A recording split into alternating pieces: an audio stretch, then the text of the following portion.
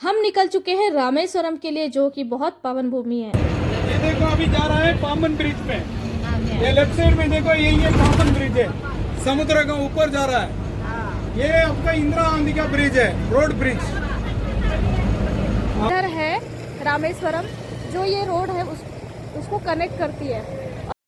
तो दोस्तों, हम जा रहे हैं रामेश्वरम। मदुराई से रामेश्वरम की तरफ जब हम जाते हैं तो हमें ये मिलता है एक रोड ब्रिज, जिसका नाम है पंबन ब्रिज। और इसके ही बाजू में जो आपको रेलवे ट्रैक दिख रहा है ना, एक टाइम था तब यहाँ से ट्रेन गुजरा करती थी, लेकिन अभी ट्रेन बंद है और अभी रेलवे ट्रैक का काम चल रहा है। बहुत ही जल्द रेलवे ट्रैक कंप्लीट होने वाला है और फिर से हमारे यहाँ से ट्रेन चलने वाली है। और पता है, इस ब्रिज में आकर जब भी आप खड़े होते हैं ना, तो बस सनसेट तो देखते ही बनता है, क्योंकि बहुत प्यारा व्यू आता है, बहुत शानदार व्यू आता है। और जितना आप नज़र डालेंगे, जहाँ तक आप नज़र डालेंगे ना, बस आपको समुद्र ही समुद्र दिखने वाला है। बहुत सारे लोग ऐसे होते हैं कि इस ब्रिज से सिर्फ सनसेट देखने के लिए आते हैं। तो आप ये देखो कितना प्यारा लग रहा है, सनलाइट, कितना प्यारा व्यू है। बस समुद्र ही समुद्र है यहाँ पर। जब से आए हैं तब से समुद्र ही दिख रहा है और आजू बाजू कुछ भी नहीं दिख रहा। बस तो इसी रोड से अभी हम जा रहे हैं रामेश्वरम। तो हमारा ये जो ब्रिज है ये कनेक्ट करता है मदुराई टू रामेश्वरम को, मतलब रामेश्वरम को जोड़ता है, और ये लास्ट छोर है हमारे इंडिया का। चलिए अब हम निकल पड़ते हैं अपनी मंजिल की तरफ। गुड मॉर्निंग दोस्तों, अभी बज रहे हैं सुबह के 5 और हम पहुंच चुके हैं रामेश्वरम के उस पवित्र धाम में जो चारों धामों में से एक है। तो हम पहुंच चुके हैं उस रामेश्वरम के मंदिर में, जहां पे 2 ज्योतिर्लिंग की स्थापना की गई है, स्वयं राम भगवान और हनुमान जी के द्वारा। तो मैं एक बात और बता दूं कि यहाँ पर स्पेशल मनी दर्शन करवाया जाता है, जो सुबह के 5 से 6 बजे के बीच ही होता है। तो उसी के लिए इतनी भीड़ लगी हुई है। तो आप जब भी आते हैं तो अर्ली मॉर्निंग 4 बजे लाइन पे लग जाइए, क्योंकि आप जब अंदर आते हैं तो आपको बहुत टाइम लगता है। लगभग 1.5 घंटे आपको दर्शन के लिए लाइन पे ही लगना पड़ेगा। और हमारा दर्शन हो चुका है और हम दर्शन करके निकल चुके हैं। तो यहाँ पे बहुत सारे कॉरिडोर्स है और विश्व का सबसे बड़ा कॉरिडोर यहीं पर स्थित है, और ये मंदिर बहुत ही प्रसिद्ध और बहुत ही प्रचलित है। और हम आ चुके हैं अभी मंदिर के बाहर। दोस्तों, इस मंदिर के हिस्ट्री के बारे में अगर बात कहें तो कहा जाता है कि स्वयं राम भगवान ने यहाँ पर शिवलिंग की स्थापना की थी, इसलिए इस जगह का नाम रामेश्वरम पड़ा। कहा जाता है कि जब राम भगवान रावण का वध करते हैं तो उन्हें ब्रह्म दोष लगता है। तो ब्रह्म दोष से निजात पाने के लिए उन्हें शिवलिंग की पूजा करनी होती है, जिससे कि उनका ब्रह्म दोष हट सके। तब भगवान राम हनुमान जी को शिव जी के पास भेजते हैं उनका आत्मलिंग लाने के लिए, जिससे कि वो पूजा करें और उनका दोष हट सके। लेकिन हनुमान जी को आते आते बहुत लेट हो जाता है। तब शुभ मुहूर्त के अंदर पूजा करने के लिए सीता माता ने ही बालू का शिवलिंग बनाया और शुभ मुहूर्त के अंदर पूजा कर लिया। और फिर उसके बाद जब हनुमान जी आते हैं तो हनुमान जी को काफ़ी बुरा लगता है कि भगवान राम ने मेरे लिए प्रतीक्षा नहीं की और मेरे आने से पहले ही उन्होंने पूजा कर लिया। तब राम भगवान ने उनका दिल रखने के लिए, उनका सम्मान करते हुए, उनके द्वारा लाया हुआ आत्मलिंग और सीता माता के द्वारा बनाया हुआ शिवलिंग जो बालू का होता है, तो उस 2 शिवलिंग की स्थापना वहाँ पे भगवान राम ने किया था। इसीलिए आज भी रामेश्वरम में 2 शिवलिंग की पूजा होती है, जो बालू और एक शिवलिंग है।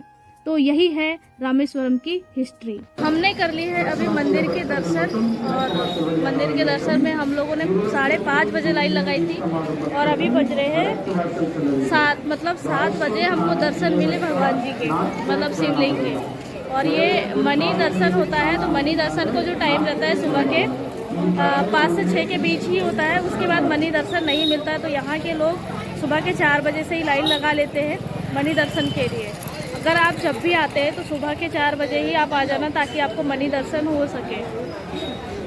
और आप पीछे देखो, इस मंदिर में हम गए थे।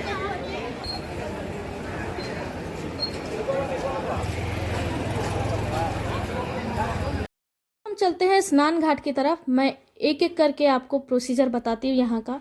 सबसे पहले आपको स्नान घाट में जाना होता है सुबह के, उसके बाद 22 कुंड में जाना होता है और उसके बाद आपको इस मंदिर में एंट्री करनी होती है दर्शन करने के लिए। तो चलिए हम चलते हैं स्नान घाट की तरफ। तो हम आए हैं रामेश्वरम के मंदिर में और ऐसा माना जाता है कि हमें यहाँ पे डुबकी लगाना पड़ता है पहले। तो मुझे यहाँ के लोकल लोग दिखे नहीं स्नान करते, लेकिन जो टूरिस्ट लोग होते हैं जो बाहर से आते हैं यहाँ पे दर्शन करने के लिए, तो वो लोग यहाँ पे पहले स्नान करते हैं, फिर यहाँ से वॉक करके जाते हैं, उसके बाद वहाँ पे मंदिर में वो लोग दर्शन करते हैं। तो दोस्तों आप जब भी आते हैं ना तो बस अपने लिए साफ़ सुथरी जगह देखना, क्योंकि आप देख सकते हैं कि पानी थोड़ा ज़्यादा ही गंदा दिख रहा है। तो जहाँ पे साफ़ पानी दिखे वहीं पर आप स्नान करिएगा। और एक चीज़ है कि अगर आप स्नान को स्किप कर सकते हैं तो भी कर सकते हैं, क्योंकि आपको यहाँ पे स्नान करना पड़ता है, उसके बाद आपको 22 कुंड में भी स्नान करना पड़ता है और फिर चेंज करके आपको मंदिर में लाइन लगना पड़ता है, जो हज़ारों सैकड़ों की लाइन होती है, घंटों की लाइन लगानी पड़ती है। तो आप स्किप करके डायरेक्ट लाइन भी लग सकते हैं, क्योंकि दर्शन का जो टाइम है ना सुबह के 4 से 6 बजे का ही है और उसके बाद दर्शन मिलना मुश्किल हो जाता है। तो आप सीधे डायरेक्ट दर्शन कर सकते हैं। और हम चलते हैं अब स्नान घाट से मंदिर की तरफ। तो आप जब भी स्नान घाट से मंदिर की तरफ जाएंगे ना तो आपको ये सारी दुकानें दिखेगी, जहाँ पे आपको फूल, माला, गजरा, ये सारी चीज़ें देखने को मिलती है और आप ये लेकर मंदिर में जा भी सकते हैं। फिर जब आप स्नान घाट की तरफ से आप मंदिर की तरफ आते हैं ना तो आपको पूजा के सामान और बहुत सारे रुद्राक्ष और ये घर के लिए डेकोरेट वाली चीज़ें जो लकड़ी की बनी हुई है और थोड़ी सी नई चीज़ें हैं, तो आप ये लेकर जा सकते हैं। तो मैंने चारों धामों में से एक धाम रामेश्वरम धाम के दर्शन कर लिए हैं और अब मैं चलती हूँ धनुषकोडी की तरफ। तो मैं निकल चुकी हूँ धनुषकोडी के लिए और आपको यहाँ जाने के लिए कोई भी ऑटो या फिर बस आपको इजीली मिल जाएगा। और ये सिर्फ रामेश्वरम से धनुषकोडी 15 किलोमीटर का डिस्टेंस है। धनुषकोडी से पहले ही विभीषण का टेम्पल है, तो हमको लेफ्ट टर्न लेकर जाना है और यहाँ पर है विभीषण का टेम्पल, जहाँ पर राम भगवान ने विभीषण जी का राज्य अभिषेक किया था।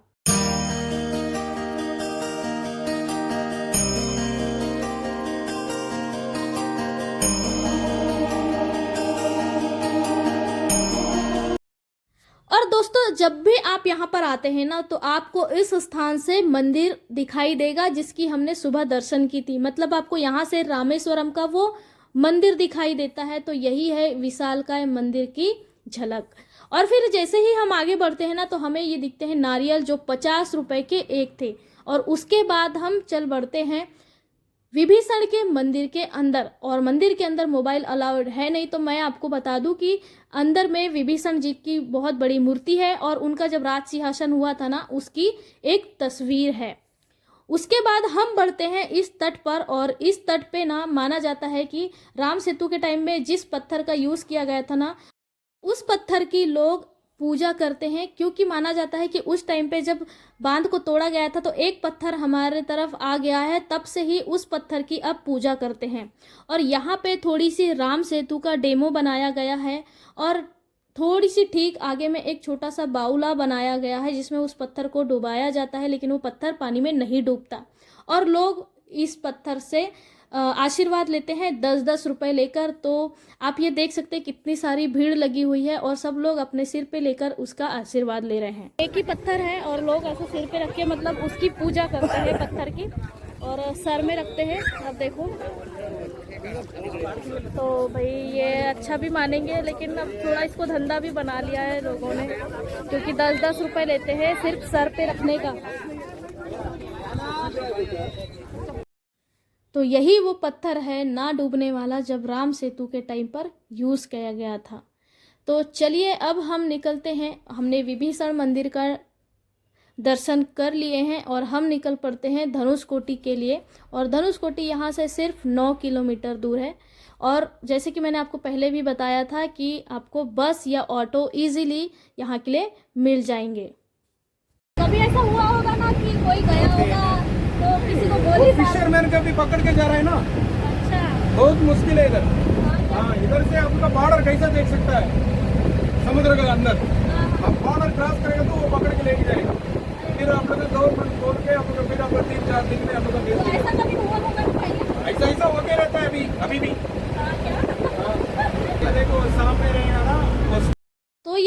एक गाइड अंकल थे और ये बता रहे थे कि दोनों बॉर्डर पे सेना लगी हुई है और अगर कोई यहाँ से वहाँ गया तो सीधा गोली मारने का ऑर्डर है, ऐसा वो बता रहे हैं।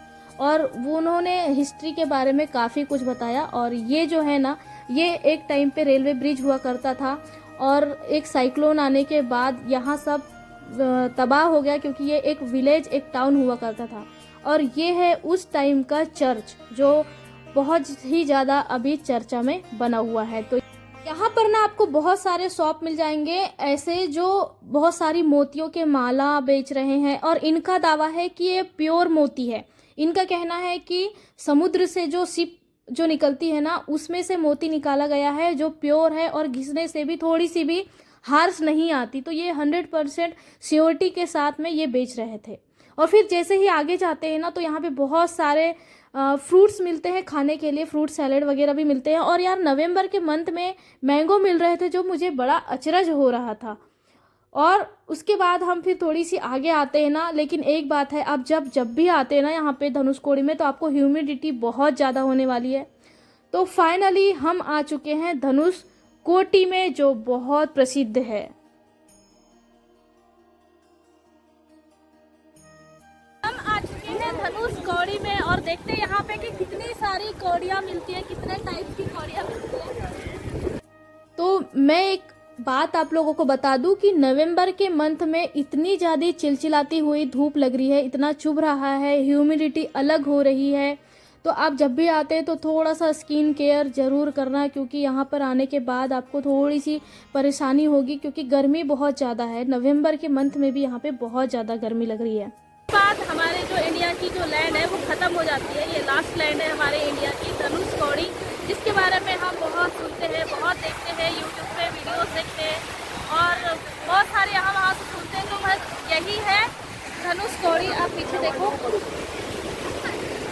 यहाँ से 20 किलोमीटर दूर ही है श्रीलंका, लेकिन कोई भी वहाँ पे जा नहीं सकता, क्योंकि अगर कोई भी दिखता है बॉर्डर के उस पार या बॉर्डर क्रॉस करते हुए तो डायरेक्ट गोली मार देते हैं, ऐसा सुना है, यहाँ के लोगों से ऐसा सुना है। तो बस यहाँ के बाद भी समुद्र है और हमारी जो इंडिया की जो लैंड है वो ख़त्म हो जाती है। समुद्र के किनारे जो शिप मिलती है यहाँ पे और जो भी कौड़ी मिलती है, क्योंकि धनुषकोडी नाम ही अगर रखा है तो यहाँ पे कौड़ियाँ ही कौड़ियाँ दिख रही है हर शॉप में। उससे बने हुए हार, माले और पता नहीं कितनी सारी डिज़ाइन की हुई है इन लोगों ने, बहुत ही शानदार। समुद्र से जो भी चीज़ निकलती है, शंख वगैरह, तो वो सारी चीज़ें हैं यहाँ पर। खाने के लिए तो बहुत सारे फ्रूट्स हैं। अभी के सीज़न में भी आम मिल रहा है, मतलब नवंबर में भी आम मिल रहा है यहाँ पर। पूरे ऐसे लाइन से ही आपको दिखेंगे। तो यहीं से राम सेतु की शुरुआत होती है और ऐसा बोला जाता है कि जब भगवान राम लंका से जीतकर आते हैं तो उन्हें बोला गया था कि आप इस जो राम सेतु को है अपने धनुष से तोड़ दीजिए। तो उन्होंने जब तोड़ दिया उसके बाद से ही इसका नाम धनुषकोडी रखा गया है। तो आप भी जल्दी से विजिट करिए रामेश्वरम धनुषकोडी।